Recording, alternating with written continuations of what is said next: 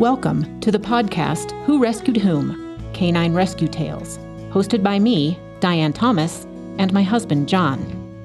On today's episode, we hear from Stephen and Karen, previously of Boulder City, Nevada.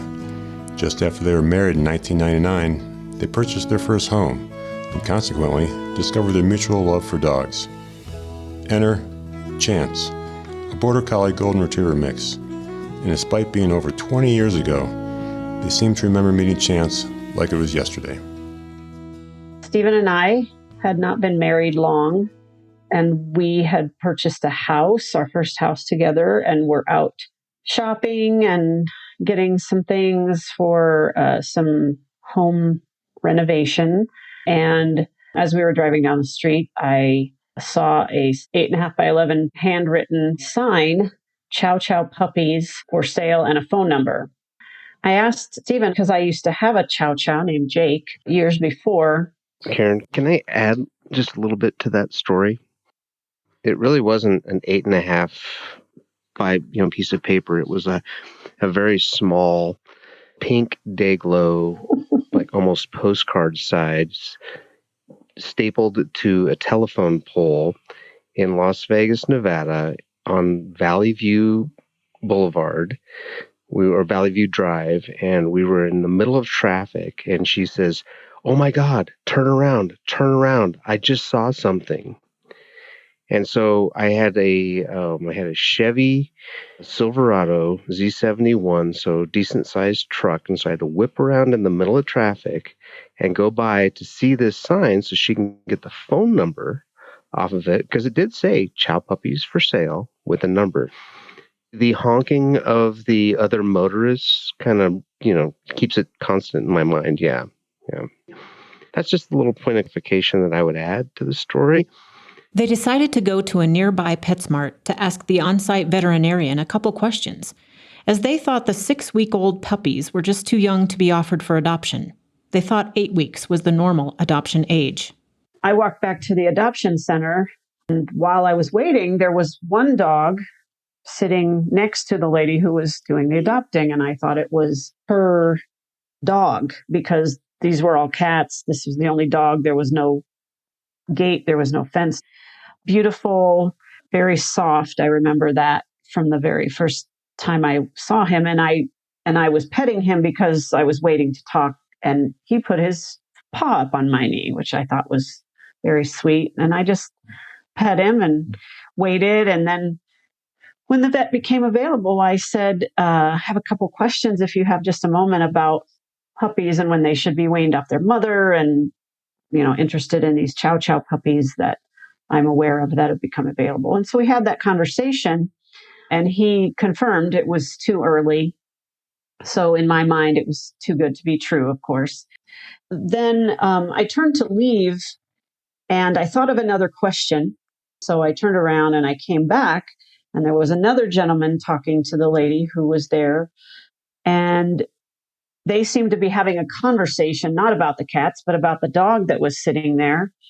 And she turned to me and she said, did you have another question for the vet?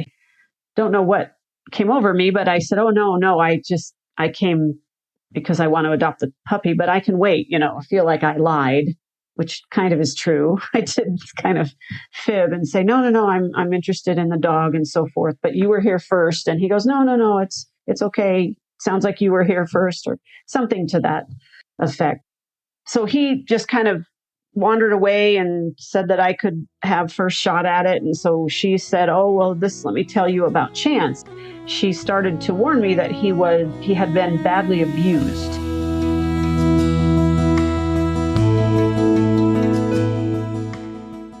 According to the Humane Society, dogs are one of the most common animals to suffer cruelty and neglect, along with cats, horses, and livestock. I guess that's what they have to do to make sure you're a good fit or that you know what you're getting into.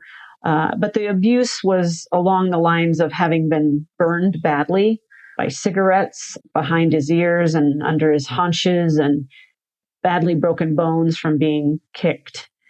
And I looked at the dog and I heard what she was saying, and I thought, no, how is that possible? This is a beautiful dog. It doesn't seem skittish, doesn't seem, like he's hurting. And she said, well, that's because I'm here and he's been living with me and we've settled in together. Karen knew in her heart and mind that they needed to adopt Chance. So I just darted out the front door, ran to the car, opened the car door, told Stephen we were adopting a dog and he should come in.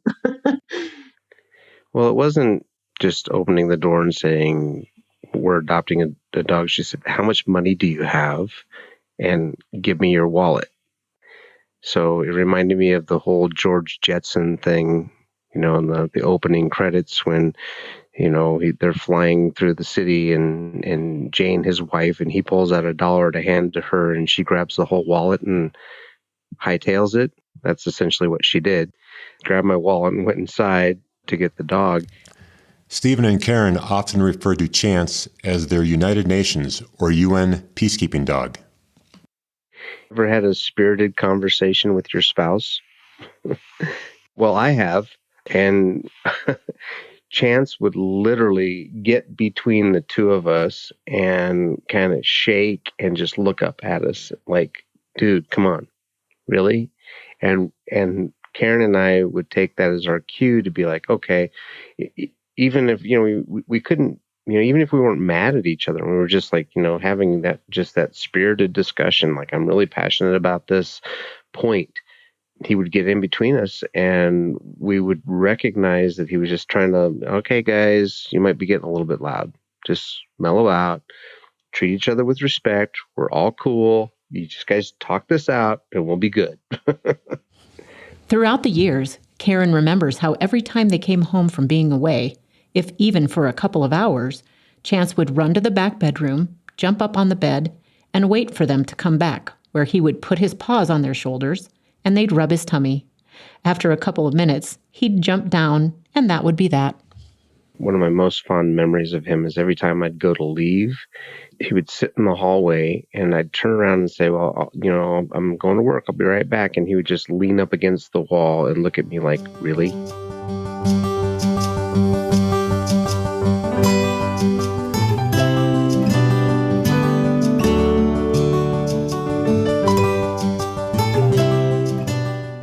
Each episode of Who Rescued Whom? Canine Rescue Tales will feature a quote. Today's quote is by an unknown author. Dogs come into our lives to teach us about love. They depart to teach us about loss. A new dog never replaces an old dog. It merely expands the heart.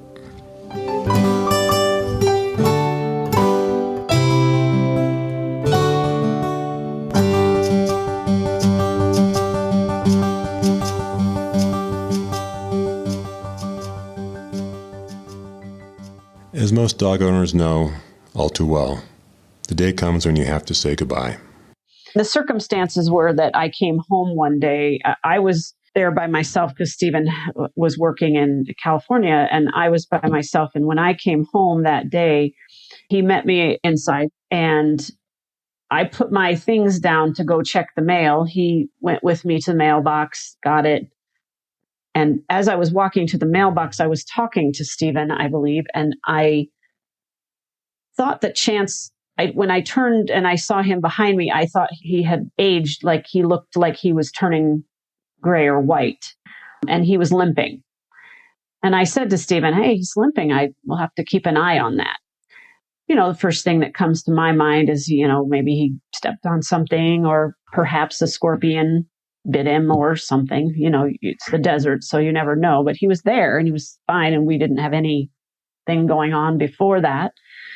And then we went back in the house and did the tummy rub thing on the bed and I turned to go. He jumped off the bed. I went to pour myself a glass of water and I just heard a big plop onto the ground and I turned and he was on the ground shaking uncontrollably.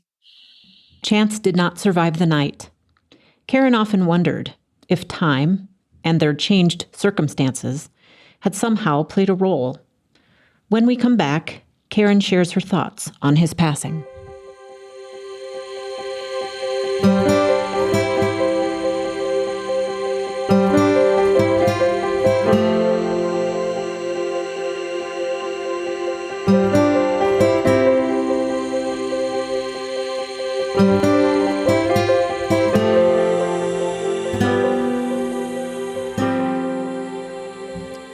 As part of each podcast episode, we'll be making a donation in the name of our guests to the rescue organization or charity of their choice.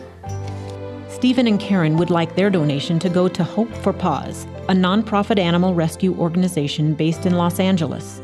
They rescue dogs, cats, and other types of animals suffering on the streets or neglected in the wild. Through rescue and education, Hope for Paws works to raise awareness for abandoned animals. You can donate as well by going to hopeforpaws.org or by finding their link on our episode page at whorescuedwhom.com. For me, I've always kind of looked at it as he sadly died of loneliness because we were all there. When I say we, Stephen and I and the kids when they were home, and then Uncle Don.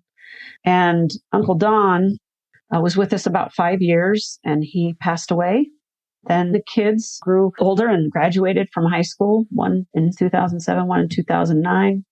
Uncle Don passed in 2008, I believe. And then Stephen got his job in 2010. So it was just Chance and I at home.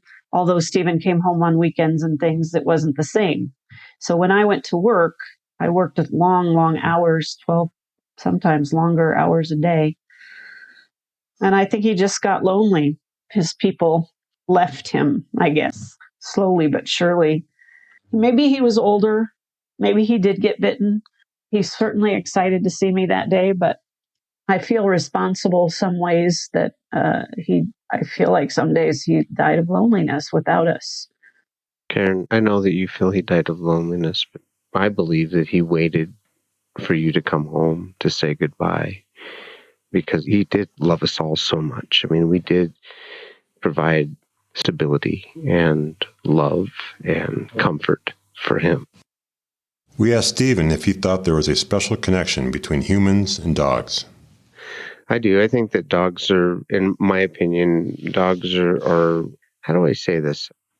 I believe that dogs have a connection to our species and that their connection is to be our friend, our companion, they to me, dogs are the example of unconditional love. I mean, they just, you walk in the door, it's the most exciting part of their day. I'm sitting here talking with you with our puppy, Bo, who we adopted from a neighbor, and he's happy as punch just to be near me, just to be, next to Karen and I, just to take a walk with us. And so I do think that there's a connection that they feel like they're part of us and they just want to give us happiness and joy. So, Stephen and Karen, who rescued whom? I would say he rescued us. We were very fresh in our marriage, and Chance created that, like that glue for us. And he ensured that the next 20 plus years of our lives was going to be filled with some pretty amazing memories. And I think he ensured that he put us on the right path for our future together as a couple. He gave us that foundation. Yeah, he knew what to do and when. That's why we called him our UN dog, because he just knew what to do.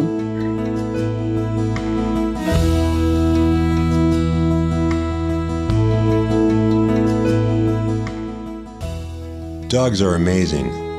They can bring us a little bit of daily joy from their unbridled enthusiasm, greeting us at the end of a long day, to being peacekeepers in a relationship they know nothing about, but still sensing something is wrong and yearning to make theirs and our worlds right again. For us, and probably many dog people, they simply make a house a home. Approximately 3.3 million dogs enter U.S. shelters every year, according to the ASPCA. So please consider rescuing from a shelter in your local area. Thanks for listening. You can find out more about Stephen and Karen and see photos of Chance by visiting our website, whorescuedwhom.com. Please subscribe to our podcast and join us for our next episode. This podcast was edited and produced by Mike McClellan at podcastps.com. Mike also wrote, performed, and produced all the original music that you heard on this episode.